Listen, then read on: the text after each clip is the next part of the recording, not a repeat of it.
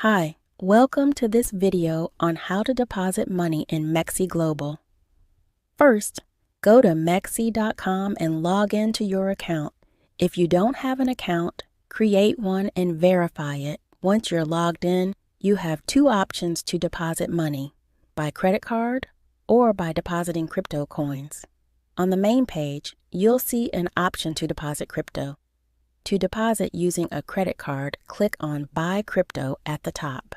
You'll have several options: credit card, third-party services, P2P trading, and MEXC credit card. I'll show you both methods. To deposit crypto, go back to the main page and click Deposit Crypto. This will take you to a page where you can deposit any cryptocurrency. For this tutorial, I'll use Solana as an example. Always make sure to select the correct network and address, as crypto transactions are irreversible.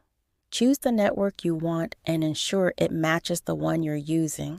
The system will generate an address for you to copy and use for the deposit. The second option is by credit card. Click on Buy Crypto at the top and select Credit Card.